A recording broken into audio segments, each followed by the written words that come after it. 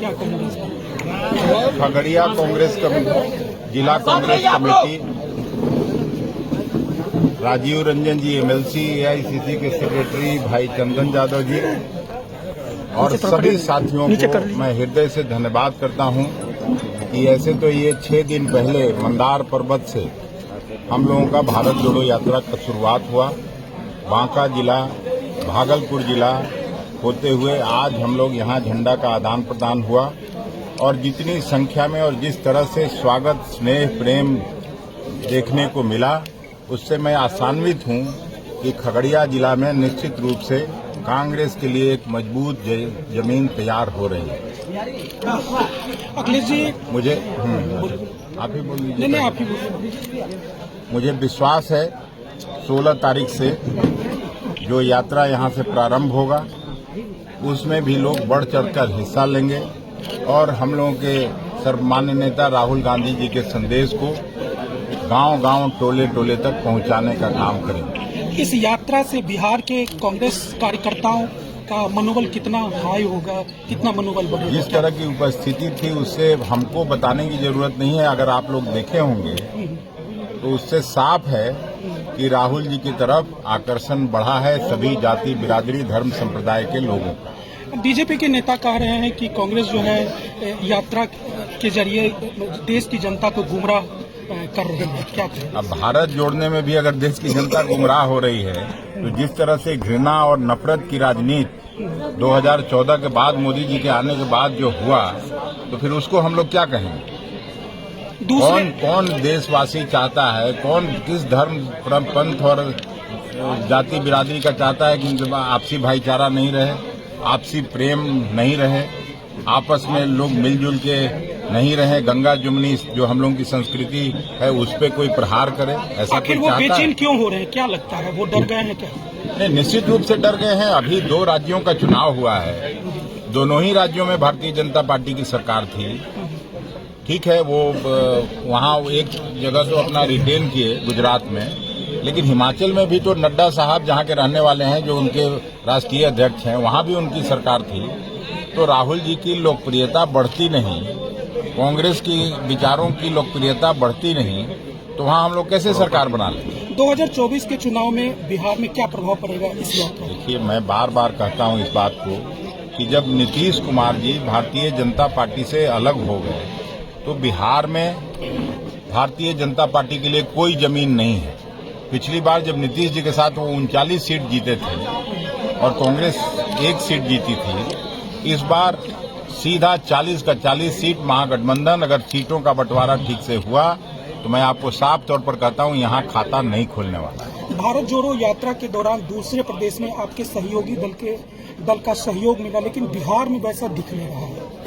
नहीं, ये तो पार्टी का अपना कार्यक्रम है। हम किसी दूसरे पार्टी का सहयोग चाहते भी नहीं है।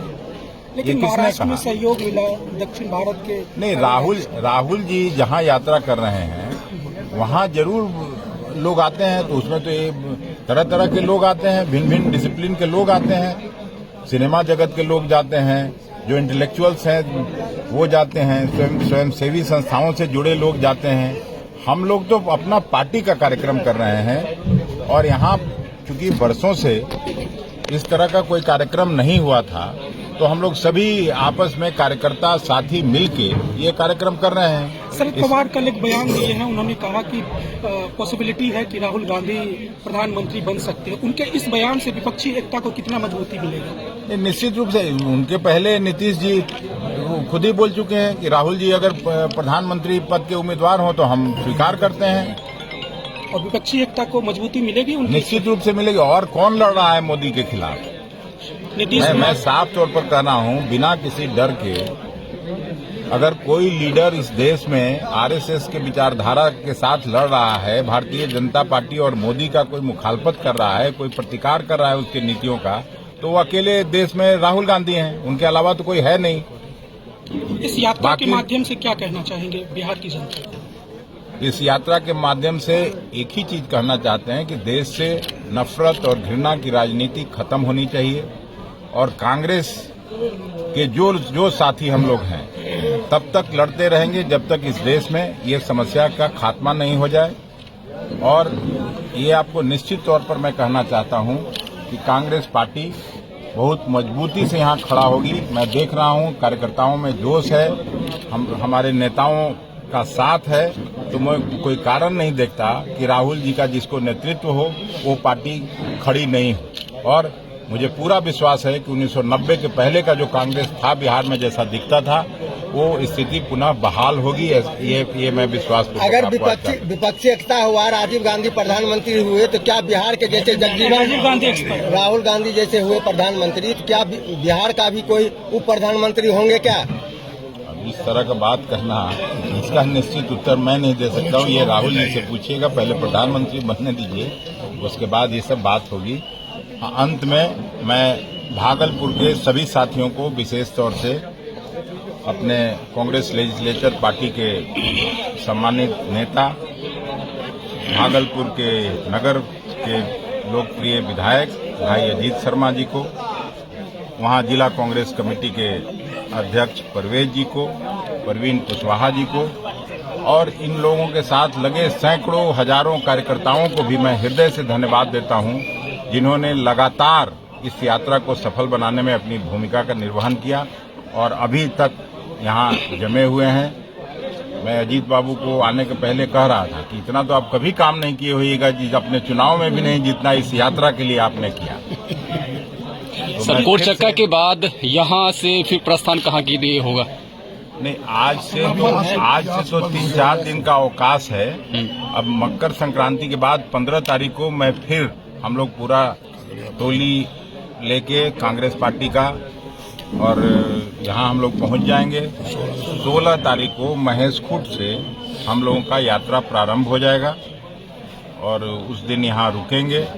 फिर दूसरे दिन भी खगड़िया जिला में है, उसके बाद हम लोग बेगूसराय जिले में प्रवेश करेंगे। इसी तरह से ये अनवरत चलते रहेगा। अभी तो 125 किलोमीटर की यात्रा हुई है, अभी भी 1100 किलोमीटर से ज्यादा की यात्रा बची हुई है जब तक, और इसका समापन होना है गया में। और हम लोगों ने तय किया है, बिहार कांग्रेस ने, कि समापन समारोह में राहुल गांधी जी की यात्रा तब तक समाप्त हो चुकी रहेगी, उनको वहां पे बुलाएंगे। आना उनका तय है? आएंगे, उन्होंने कहा है कि नहीं आप समापन में हम मुझको बुलाइएगा, तो जरूर आएंगे। आना तय मान के ही हम लोग चल रहे हैं। तो सर 2014 से पहले आपकी सरकार थी और 2014 के बाद में अंतर क्या है वो बताइए तो। इतनी कभी बेरोजगारी नहीं थी, इतनी कभी महंगाई नहीं थी। आप लोग अगर मोटरसाइकिल से चलते होंगे तो पैसा गिनना पड़ता होगा कि कितना पैसा लग रहा है। और जिस तरह की महंगाई, कमर तोड़ महंगाई है, उससे गरीब लोगों के थाल से दाल गायब है, सब्जी गायब है। अगर ये भी अंतर आप लोगों को नहीं पता चल रहा है, खास करके आप तो नौजवान हैं। जी बिल्कुल। नौजवान लोग पढ़ लिख के यूनिवर्सिटी से डिग्री प्राप्त करके घर बैठे हुए हैं, नौकरी नहीं मिल रही है। जो सरकार दावा करती थी कि हम 2 करोड़ लोगों को रोजगार देंगे, और आपको अगर अच्छी तरह से याद होगा तो किस तरह से स्वर्गीय सुषमा स्वराज जी माथा पर सिलेंडर लेके चलती थी, आज क्या कीमत है आप खुद देख लीजिए। सर, कोरोना का भी हलचल चल रहा है, उससे भी बड़ा जो अंतर है कि संक्षिप्त बयान ये भारत जोड़ो